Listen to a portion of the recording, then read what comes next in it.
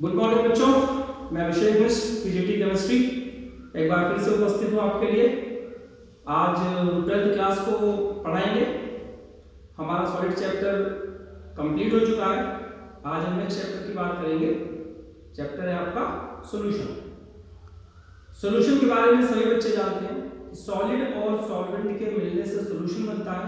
Solid वो जो amount में कम हो और जो अमाउंट में ज्यादा हो उसे हम बोलेंगे सॉल्वेंट। इन दोनों के मिलने से सॉल्यूशन बनता है। ऐसे भी सॉल्यूशन होते हैं जिसमें सॉलिड एक से ज्यादा होते हैं। एक सॉलिड, एक सॉल्वेंट, एक सॉल्यूट, एक सॉल्वेंट, बाइनरी सॉल्यूशन कहे जाते हैं। अगर सॉल्यूट दो हो, सॉल्वेंट एक हो, टर्शियरी सॉल्यूशन बोलते हैं। इसी तरह अलग अलग कंपोनेंट्स सॉल्यूशन के होते हैं। फिलहाल हम बाइनरी सॉल्यूशन की बात कर रहे हैं, जहां पर एक सॉल्यूट है, एक सॉल्वेंट है। हम चेक करते हैं कि आज कौन सा टॉपिक हम पढ़ा रहे हैं। ये सॉल्यूशन की information, solute plus solvent is equal to solution. Calculation के पॉइंट ऑफ व्यू से हमने सॉल्यूट को बी माना है, कैपिटल बी, सॉल्वेंट को ए माना है, ताकि आपको फार्मूले समझने में आसानी हो। और टॉपिक हमारा है कंसंट्रेशन कैसे फाइंड आउट करें। तो कंसंट्रेशन 5 तरीके से हम निकाल सकते हैं।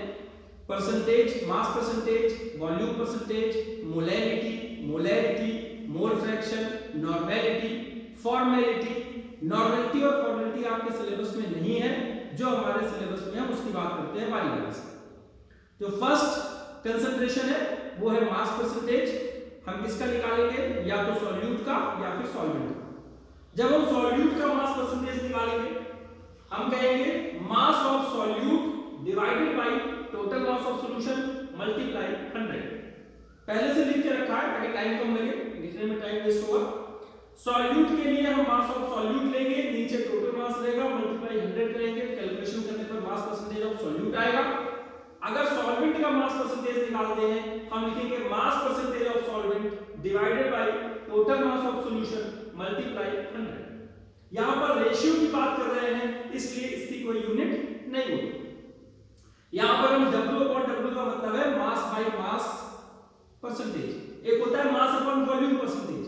तो वॉल्यूम के केस में नीचे टोटल वॉल्यूम ऑफ सॉल्यूशन आएगा, वहां पे यूनिट होगा ग्राम पर लीटर, ग्राम पर ml, जैसा भी हो। नेक्स्ट टॉपिक हमारा है मोलैरिटी। कैपिटल M से डिनोट करते हैं। इसका डेफिनेशन है number of moles of solute dissolved in per litre of solution. 1 litre solution में सॉल्यूट के कितने मोल हैं उसे हम मोलैरिटी कहेंगे।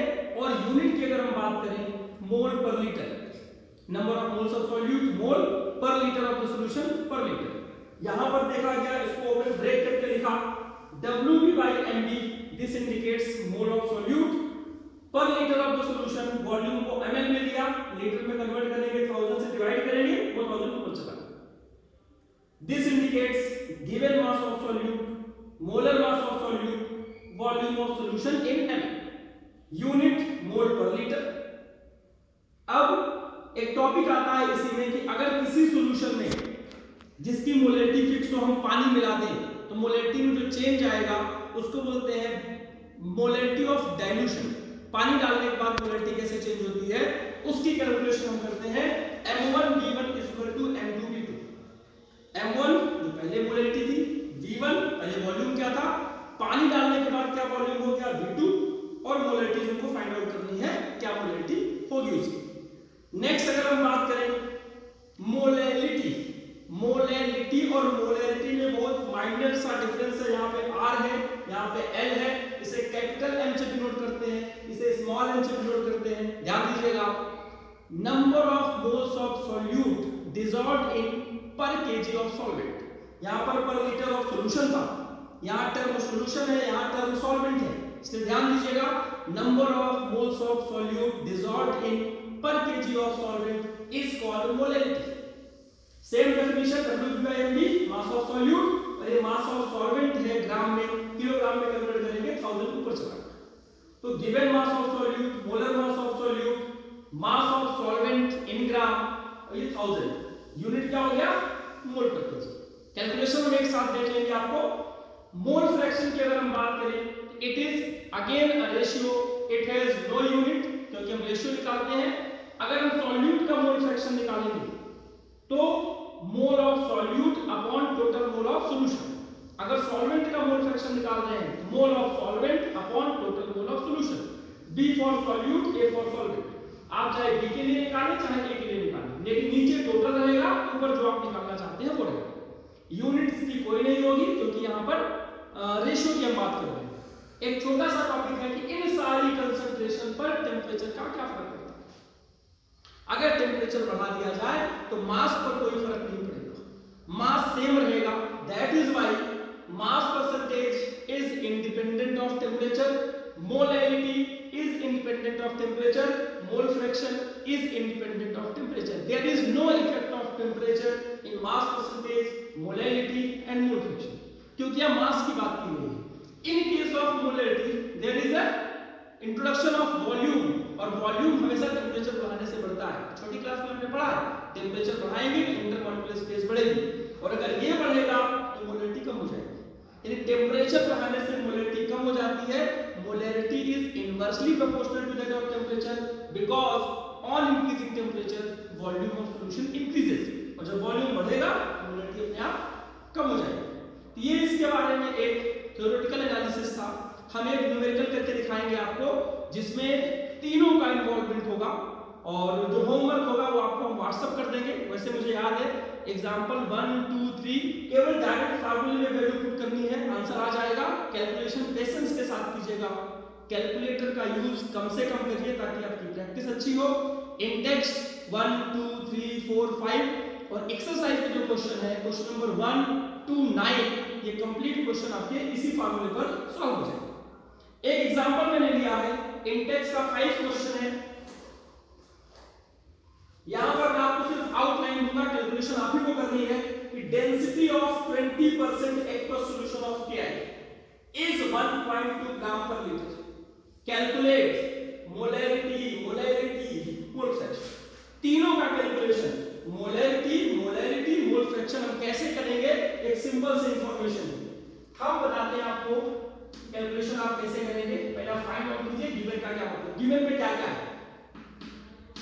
20% KI, 20% KI, और उसमें किसमें, इन वाटर, कंफर्म कीजिए। इसका मतलब अगर हम 100% सॉल्यूशन मान लें तो KI का जो मास होगा, जो सॉल्यूट होगा वो 20 ग्राम होगा, और वाटर का जो मास होगा 100 में से 20 माइनस कर दीजिए 80 ग्राम।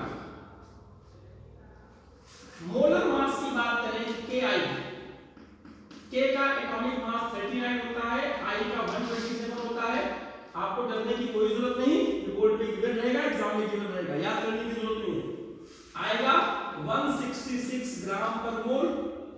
और वाटर की अगर हम बात करें तो यहाँ पर 18 आता है, कैलकुलेशन करने की जरूरत नहीं है, सब कुछ आपको पता होगा, 18 ग्राम पर मोल। इन इंफॉर्मेशन की हेल्प से आप मोलैरिटी और मोल फ्रैक्शन निकाल सकते हैं।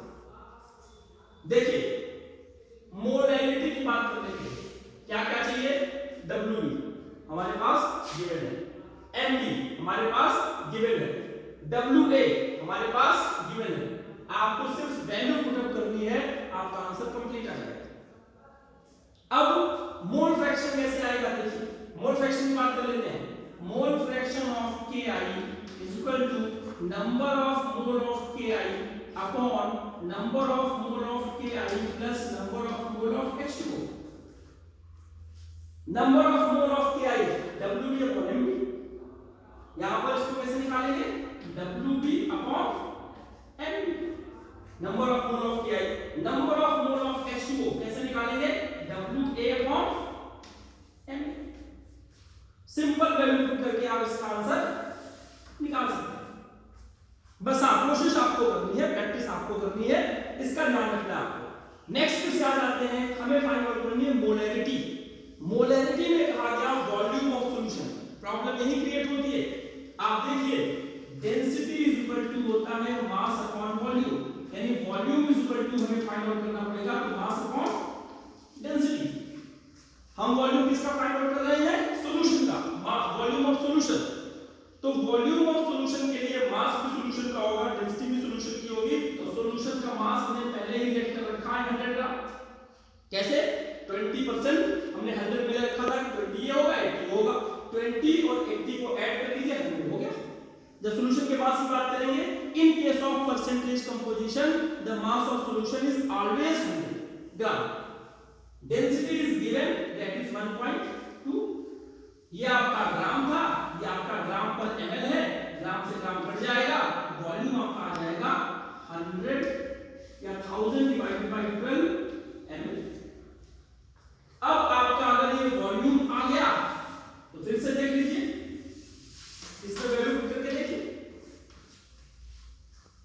W भी गिवन है, M भी गिवन है, वॉल्यूम अभी अभी निकाला 1000 upon 12, वैल्यू पुट करिए सीधा आंसर आएगा। इसको मैं कैलकुलेट करके दिखा देता हूं आपको।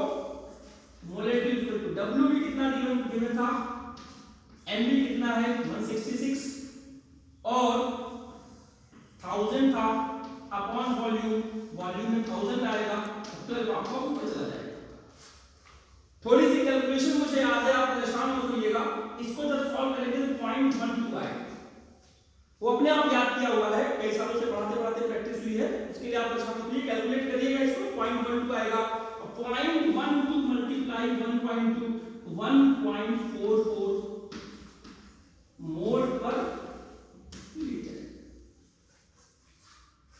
इस तरीके से हम पूरी कैलकुलेशन को सॉल्व कर सकते हैं, बिल्कुल भी मुश्किल चैप्टर नहीं है, चैप्टर बहुत आसान है थ्योरी। हाँ, कहीं कहीं कैलकुलेशन में लंबी कैलकुलेशन है, डेसिमल वाली कैलकुलेशन है, आपको थोड़ी प्रैक्टिस ज्यादा करनी पड़ेगी, इसका आप ध्यान रखिए, पेशेंस के साथ करेंगे सब सॉल्व। एक एक्सरसाइज का 6 या 7 क्वेश्चन है, सोडियम कार्बोनेट और सोडियम बाइकार्बोनेट का मिक्सचर, उसको न्यूट्रलाइज करने के लिए HCl का कितना अमाउंट चाहिए पूछा, करिएगा, बहुत अच्छा क्वेश्चन है, जिस बच्चे ने उसे सॉल्व कर लिया समझ लीजिए उस बच्चे को आगे परेशानी नहीं होने वाली, थोड़ा सा टेढ़ा है लेकिन आप कर सकते हैं। आज की टॉपिक में बस इतना ही, अगली क्लास में हम कंपैरिजन करेंगे हेनरी लॉ क्या होता है, राउल्स लॉ क्या होता है। तब तक के लिए आप होमवर्क कंप्लीट करिए, व्हाट्सएप से रिप्लाई कीजिए, इस वीडियो को देखिए, लाइक कीजिए, फॉरवर्ड कीजिए, दोस्तों को दिखाइए, बार बार देखिए, आपको समझ में आएगा। और कोरोना की इस मुश्किल घड़ी में कोविड-19 से अपने आप को सुरक्षित रखिए, मास्क लगाइए, सोशल डिस्टेंसिंग का पालन कीजिए। मैं बार बार कहता हूँ, माँ बाप की बात मानिए, उन्हें अच्छा लगेगा कि बच्चा 12वीं में आ गया और हमारी बात मान रहा है। यकीन मानिए, माँ बाप की जब बात बच्चे मानते हैं बड़ी खुशी होती है, इसलिए माँ बाप की बात जरूर मानिए और अपने आप को सुरक्षित रखिए। Thank you. Thank you sir.